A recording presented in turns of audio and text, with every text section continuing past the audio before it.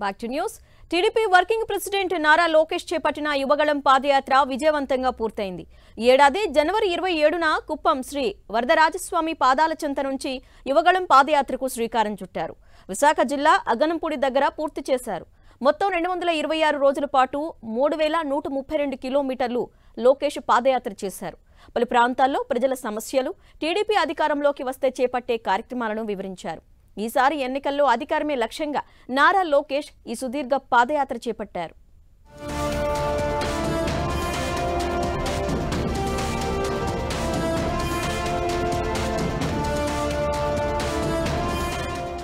నారా లోకేష్ యువగళం పాదయాత్ర విజయవంతంగా పూర్తయింది. ఆంధ్రప్రదేశ్లో 11 ఉమ్మడి జిల్లాల్లో 97 అసెంబ్లీ నియోజకవర్గాలు, 232 మండలాలు, 2028 గ్రామాల మీదుగా టీడీపీ నేత నారా లోకేష్ యువగళం పాదయాత్ర సాగింది. మొత్తం 226 రోజుల పాటు 3132 కిలోమీటర్ల మేర సాగిన ఈ యాత్రలో టీడీపీ శ్రేణులు లోకేష్ వెంట ఉత్సాహంగా పాల్గొన్నాయి. ఆయా ప్రాంతాల ప్రజల సమస్యలను తెలుసుకుంటూ ముందుకు సాగారు నారా లోకేష్.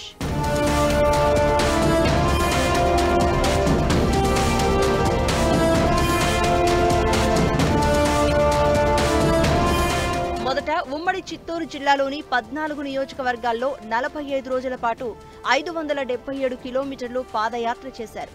యువగళం పాదయాత్రలో ప్రతి చోట అధికార వైసీపీ వైఫల్యాలు, అవినీతి, ఇతర అంశాలను ప్రస్తావిస్తూ ముందుకెళ్లారు లోకేష్. 226 రోజుల పాదయాత్రలో 4000కు పైగా వినతి పత్రాలు అందాయి. చాలా మంది నేరుగా కలుసుకుని లోకేష్ కు తమ సమస్యలు చెప్పుకున్నారు. దాదాపు 1 కోటి మంది ప్రజలు, టీడీపీ కార్యకర్తలు లోకేష్ తో వివిధ ప్రాంతాల్లో యువగళం పాదయాత్రలో పాల్గొన్నారు. ప్రతి జిల్లాలో ప్రత్యేక కార్యక్రమాలు నిర్వహించారు. మొత్తం 12 ప్రత్యేక కార్యక్రమాల్లో నారా లోకేష్ పాల్గొన్నారు. ఒక్క గుంటూరు జిల్లాలోనే 3 చోట్ల యువగళం ప్రత్యేక కార్యక్రమాలు జరిగాయి.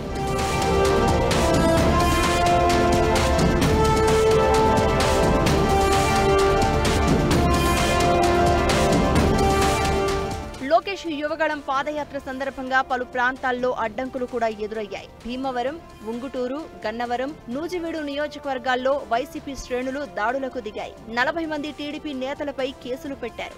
గన్నవరం నియోజకవర్గంలో విదేశాల్లో ఉన్నవారితో సహా 46 మంది కీలక నాయకులపై కేసులు పెట్టారు. అంతకుముందు జీవో నెంబర్ 1 కారణంగా ప్రచార రథానికి అడ్డంకులు ఏర్పడ్డాయి. కుప్పంలో పాదయాత్ర ప్రారంభమైంది మొదలు తంబళ్లపల్లె నియోజకవర్గం వరకు ఉమ్మడి చిత్తూరు జిల్లాలో ప్రతి 20 కిలోమీటర్లకు 1 చొప్పున 25 కేసులు నమోదు చేశారు. నారా లోకేష్ పై 3 కేసులు నమోదయ్యాయి.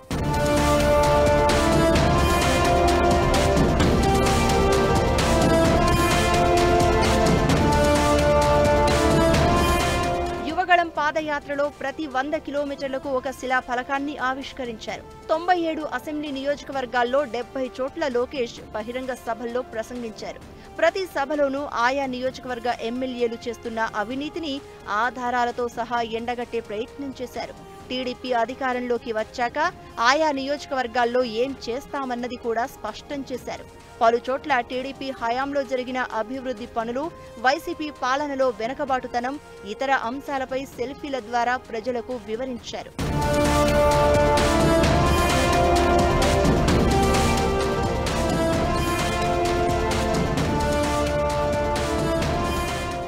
వర్గాలతో లోకేష్ ముఖాముఖి సమావేశాలు నిర్వహించారు.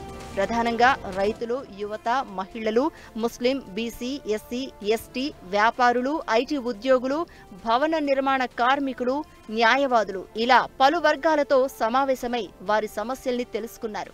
దాదాపు 3.5 లక్షల మందితో సెల్ఫీ విత్ లోకేష్ కార్యక్రమం నిర్వహించారు. ఇందులో నెల్లూరు జిల్లాలో అత్యధికంగా ఒకే రోజు 2500 మందితో లోకేష్ సెల్ఫీలు దిగారు. సెల్ఫీ దిగిన వారి ఫోటోలను స్కానింగ్ చేయించి ఫేస్ రికగ్నైజేషన్ టెక్నాలజీ ద్వారా వారి ఫోన్లకే చేరే ఏర్పాటు చేశారు.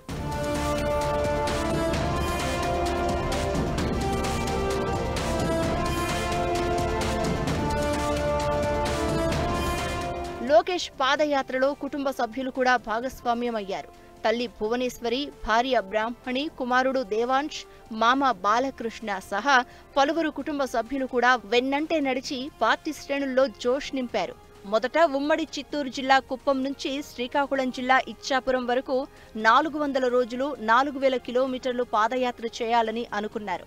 కానీ చంద్రబాబు అరెస్ట్, పార్టీ వ్యవహారాల పర్యవేక్షణ ఇలా పలు కారణాలతో 2.5 నెలల పాటు పాదయాత్రకు విరామమిచ్చారు. సెప్టెంబర్ 9న కోనసీమ జిల్లా రాజోలు నియోజకవర్గం పొదలాడ వద్ద లోకేష్ పాదయాత్రకు బ్రేక్ వచ్చింది. దీంతో ఇచ్చాపురం వరకు పాదయాత్ర చేయాలన్న లక్ష్యాన్ని కుదించారు. విశాఖ జిల్లా అగనంపూడి వద్ద ముగింపు పలికారు. గతంలో చంద్రబాబు చేపట్టిన వస్తున్నా మీకోసం పాదయాత్ర కూడా విశాఖ అగనంపూడిలోనే ముగించడం విశేషం. ఈ నెల 19న ఒకరోజు విరామం తర్వాత విజయనగరం జిల్లా భోగాపురం సమీపంలోని పోలిపల్లిలో ఈ నెల 20న యువగళం పాదయాత్ర విజయోత్సవ సభ నిర్వహిస్తున్నారు. ఈ సభకు టీడీపీ అధినేత చంద్రబాబు సహా జనసేన అధినేత పవన్ కళ్యాణ్ కూడా హాజరు కానున్నారు.